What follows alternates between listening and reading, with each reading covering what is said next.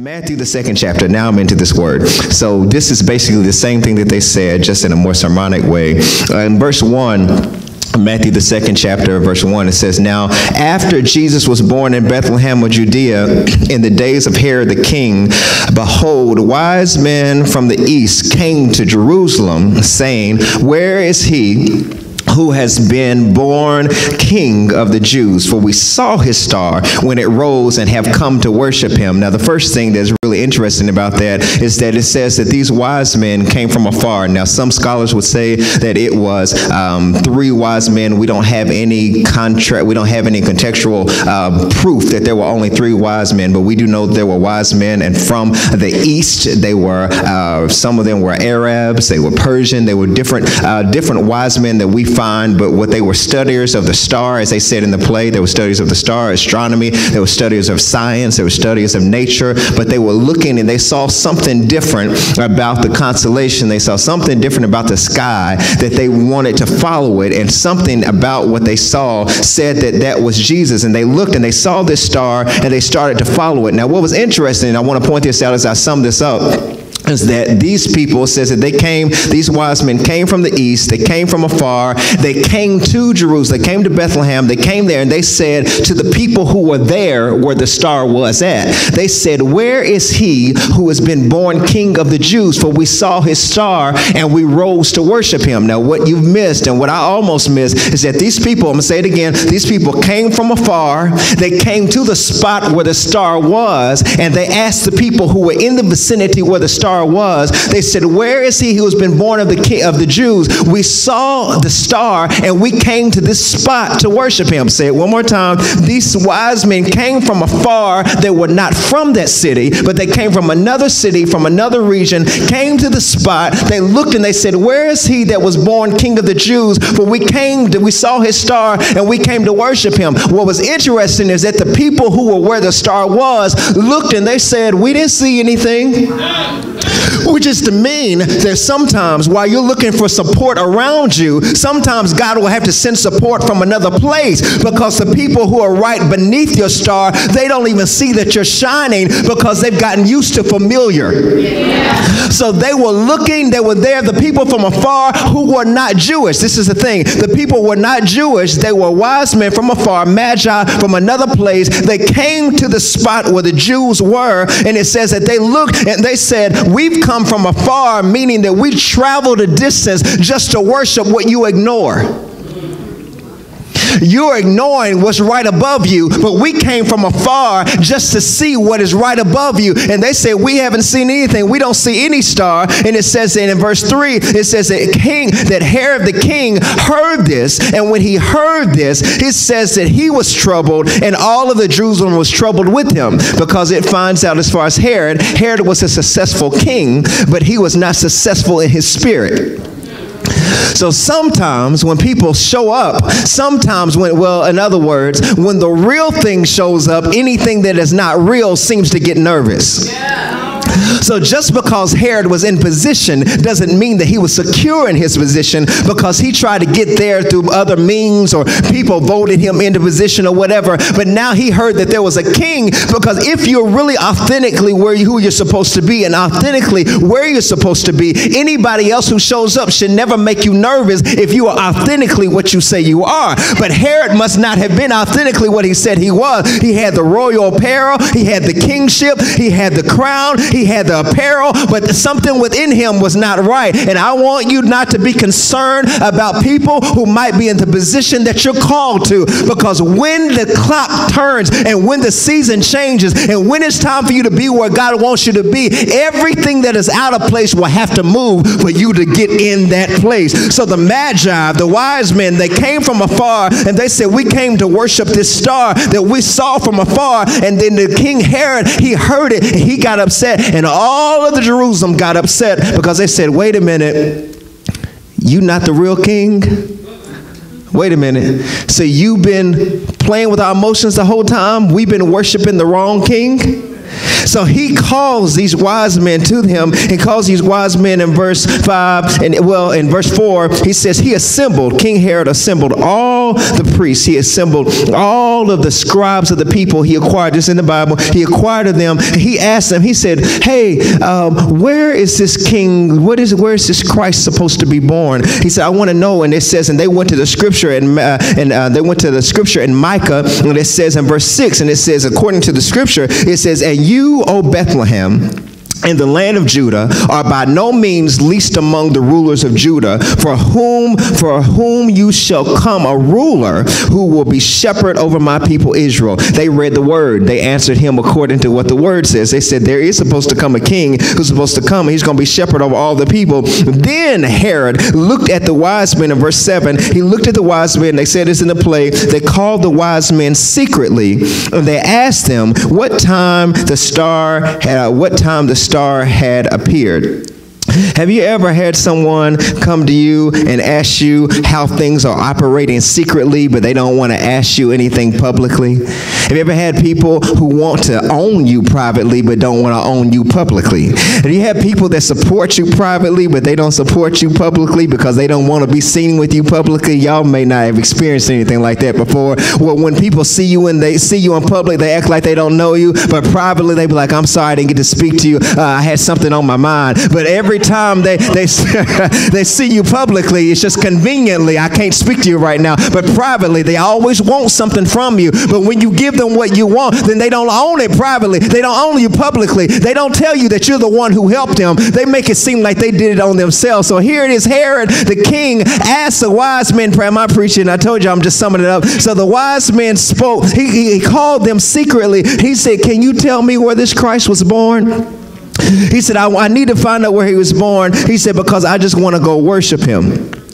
I want to worship him. There are some people who will sometimes come around you, some people that will get close to you, and they say that they're getting close to you because they want to help you. They say they're getting close to you because they want to support you. They say they're getting close to you because they want to worship what you worship. But so they went along with it, and it says in verse 8, it says, and he sent them to Bethlehem. He said, go and search diligently for the child, and when you have found him, bring word to me. Bring me word that I may come and worship him. And then it says in verse 9, after they listened to the king, they went their way, and behold, the star that they had seen when it rose, they went before them until they came to rest over the place where the child was. The interesting thing is that I saw about that is that they kept searching until they found the exact spot. They kept searching, and it says until the star rested right in front of Jesus. Now, what we do understand, some of your nativity stories are not correct, because some of our nativity stories show wise men in front of a manger in front of a baby. Jesus was not a baby at this time. When they saw him as Jesus, they came to a house where the star was over the house. The people, the shepherds were abiding in the field, and the shepherds came and worshiped when he was a baby. But when the Magi and the wise men came, he was a child. I don't know what age he was, but he was a child, and they came when he was in the house. And they came, and when they came, they brought gifts, and the star was over the house. The reason that that's important for me to tell you that is that he was a child when the shepherds came, but when the wise men came, he was grown. He was a baby. Excuse me. He was a baby when the shepherds came, but when he became a child, when he started to get older, the wise men came. The reason that I want to tell you that is that it's going to take some people a while for them to catch up with who you are. Sometimes when you are in embryonic baby stages, people don't actually appreciate you. When you are embryonic baby stages, you can't offer them anything, and people don't see you for who you are, and they don't see your worth, and they don't see your value. And sometimes it takes some people a little bit longer for them to find you. But I want you to be encouraged by this fact that the star that's over you is not going anywhere. Whatever God has placed in you is not going to expire. Whatever it is that God has given you is not going to expire. We look at someone and say, there's no expiration date on my gift.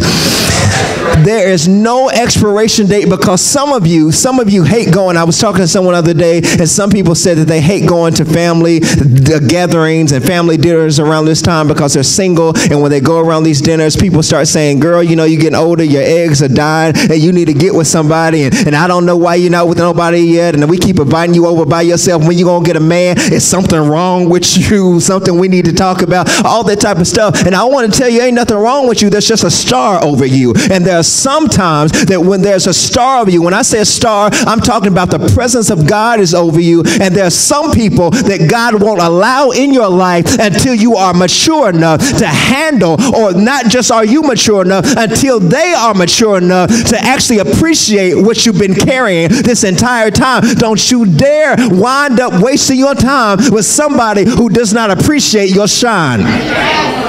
Do not waste your time getting with anybody who's trying to dull down what is actually inside of you. And that's what a lot of us do all the time. We are so desperate for anything that we would rather you settle for a piece of me than you appreciating all of me. And I don't want you to celebrate a piece of me. You've got to have the whole package. Even if some of my package ain't complete yet, you've got to celebrate me until I become all that God would have for me to be. If I'm a baby or if I'm growing, you have to appreciate all of me. Look at somebody and say, appreciate all of me. It's Christmas. I can do bad by myself.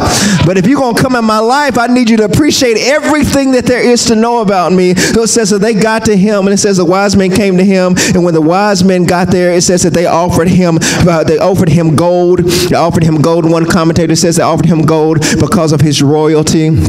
And some said they offered him frankincense because of his divinity. They said they offered him myrrh because of his suffering. So within one boy, within one child, was royalty, divinity, and humanity. Within one child, within one king, was the ability to be able to be royal and regal when he needed to be divine when he needed to come against satanic attacks, and to be humble and be human enough to be able to identify with our struggle. In Jesus, in a baby, we had somebody who was royal to be king. He knew how to be rich even in poor situations. He knew how to be, and you have to be really country to know what I'm talking about, to be rich in poor situations. And rich in poor situations means I might not have everything I want to have, but I can make do whatever you give me. Even if we don't have everything together, we will get a gift bag. If I don't know how to rap, I get a gift bag, stuff it, and give it. And if it's a gift somebody else gave me and I don't like it, I repackage it and give it to you. I know how to be rich in a poor situation, and I know how to be divine, which means that I don't settle for demons. To be divine means that anything that's not supposed to be here, I speak to it and I say, you cannot have a hold of my life. So I'm royal and I'm divine, but I'm human, because I remember that even though I'm in a divine royal situation, I'm still human enough to be able to relate to whoever I need to relate to. So he went to him, and it says, and when they saw the star, they rejoiced. In verse 11, it says, and they went to the house. When they saw the child, they worshiped him. They gave him those gifts I mentioned. And then verse 12, and I'm finished here. Verse 12, it says, and being warned in a dream not to return to Herod, they departed their own country. They departed to their own country by another way. The reason I want to share this, the reason that they did the play, the reason that we entitled this series for the whole month is this, and I want to make sure that I said this, and this is why I made sure that I summed this up like this, because some people, when they look up the word exit this way, or they look up the series, and like, why are we exit this way? Where am I exiting from? It says that they were initially told by Herod, when you find the baby, when you find Jesus, bring the news back where he is so that I can come to worship him. They were wise, but they weren't really sure if they could trust him. They were wise, but they weren't sure. What that means is I want to speak to everybody who's not sure. Well, God is speaking things to you, or you hear things, or people are asking for advice about stuff and you're not sure. And some people think that when you're not sure, you don't have faith. Sometimes you can have faith and still be unsure. Sometimes you can be a tongue-talking, worshiping Christian who fast and prays all the time and still be unsure. How do I know this? The Bible says that one day Peter was in a boat. And while Peter was in a boat with other disciples, and while he was in the boat, it says that they were in the midst of a storm. And while they were in the midst of a storm, it says they saw Jesus. They thought it was Jesus, weren't sure if it was Jesus. They saw Jesus out there on the water. And they said, and Peter said, and he said, Jesus, if that's you, I'm not sure, but if that's you, command me to leave where I am to get to you. And what that means is that you should, just because you're unsure doesn't mean God is. So Peter said, I have enough faith to know that if it is you, you'll command me to get out of my situation. So they went on and they went to worship Jesus, and they came back, and while they were coming back, they went to sleep. And when they went to sleep, it says they were warned in a dream to go back another way. First thing I want to tell you while we end this year is that some of you, the reason that you can't hear from God is because you're awake. And we keep saying this song. Some of y'all heard the song, Stay Woke. Dun, dun, dun, dun, dun. And all y'all want to talk about stay woke. But some of you need to go to sleep. And the reason you need to go to sleep is because you're talking yourself out of things God's trying to speak to you in. Psalms 46:10 says, be still and know that I am God. Some of you are awake and you think you're God. When you're asleep, he will speak to your still mind. When they went to sleep, it says that while they were still going, they were planning to go back the way they came. But when they went to sleep, it says that God spoke to them in a dream, and he said, don't go back that way. Don't return back to Herod. He said, I know he positioned himself and he looked like he was for Jesus. He looked like he was for y'all. But I had to put you asleep long enough to show you that the person who looks like he's for you, he's really not for you. He's trying to kill what you worship. You're trying to worship something royal, something divine, something human. He said, but the person that tried to get instructions from you, the person that tried to get information from you, he doesn't want to help you. He wants to kill everything you worship.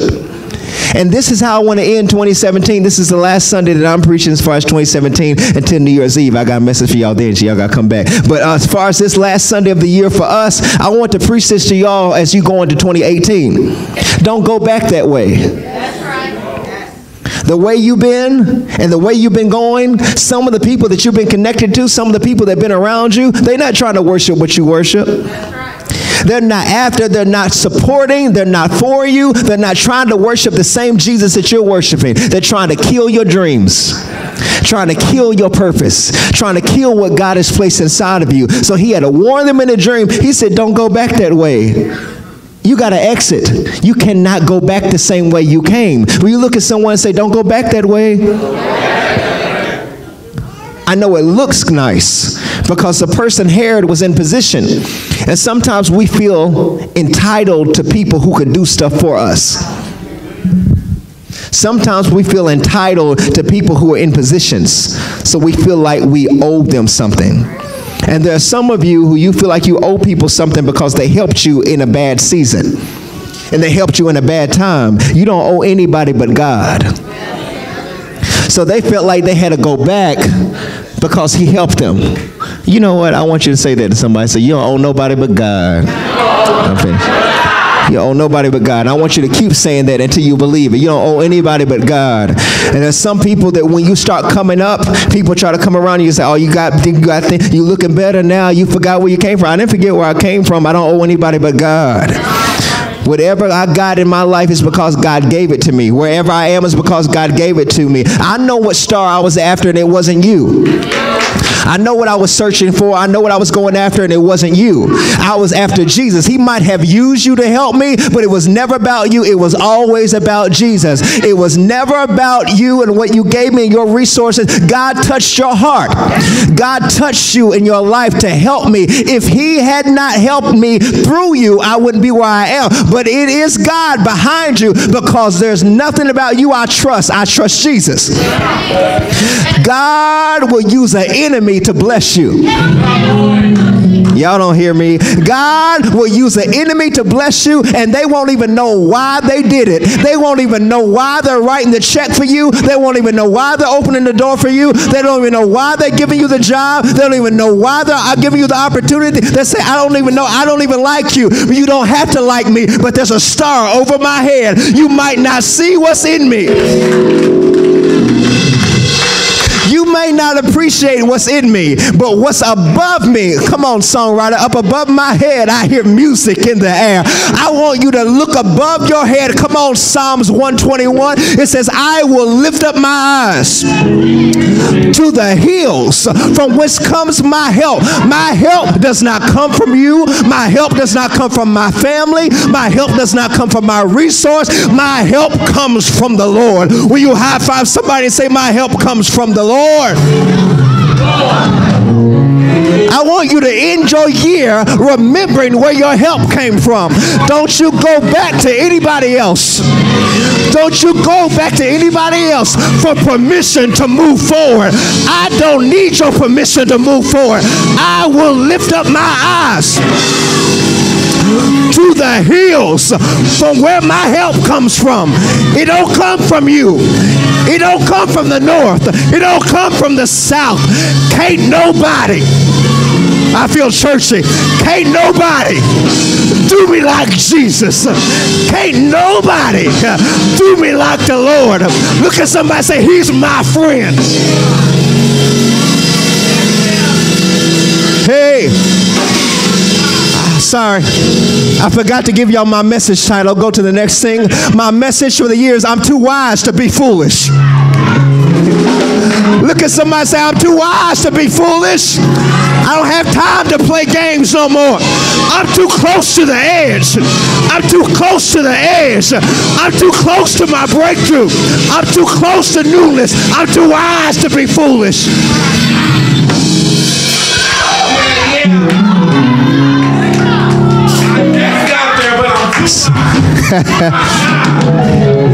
It might have took the wise men a few years to get there, but when they got there, they said, I'm too wise to go back that way.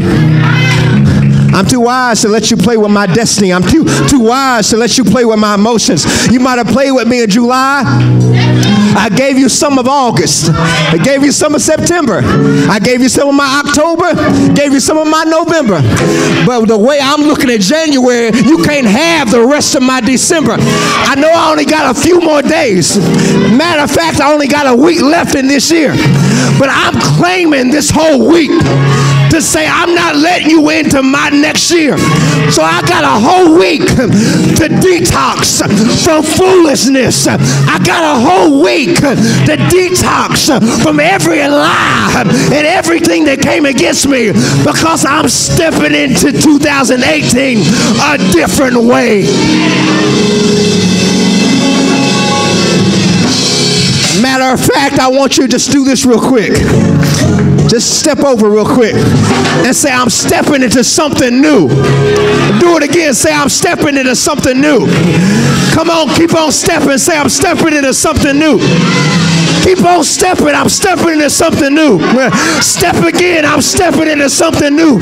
If you got to step out of the aisle, say, I'm going to keep on stepping.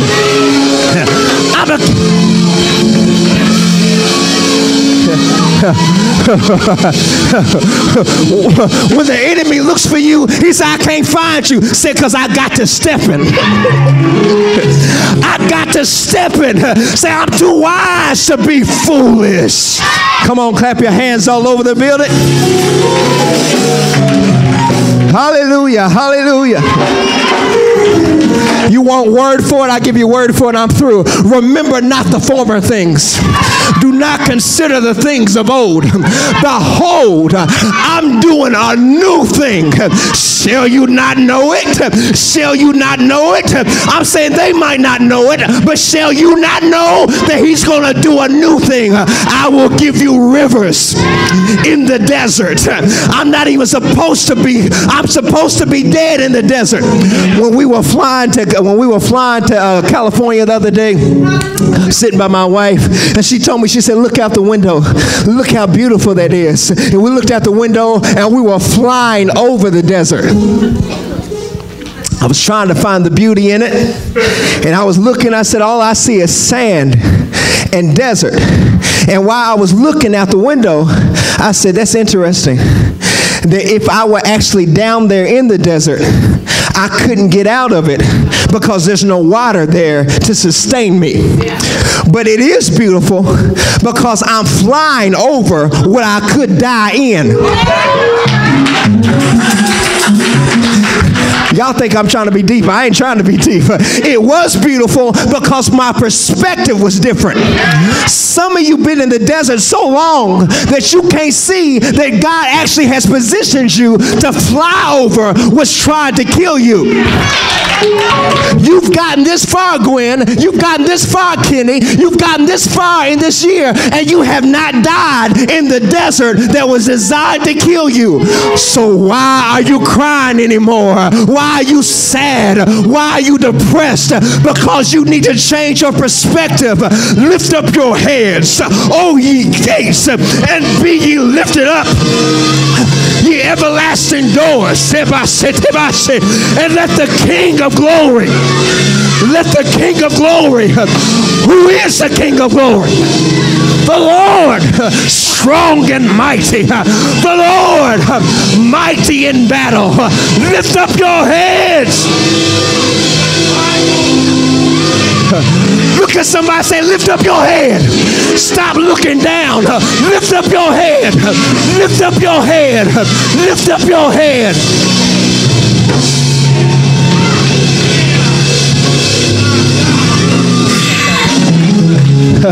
I just planned to sum it up. Just want to sum up a play. But I want to tell you, you're too wise to be foolish. You tell the devil, I don't have time for that anymore. I will not be depressed. I will not be sitting there in front of a table by myself, feeling sorry for myself. If God had to remove people out of my life in order for me to appreciate you, Jesus, thank you for removing people so I could see you clearly. I couldn't see people because of the clutter. I couldn't see you because of the clutter, but you removed all of my distractions so I could see you. And I'm too wise to be foolish. Just declare that to about 3 people. Tell them I'm too wise to be foolish.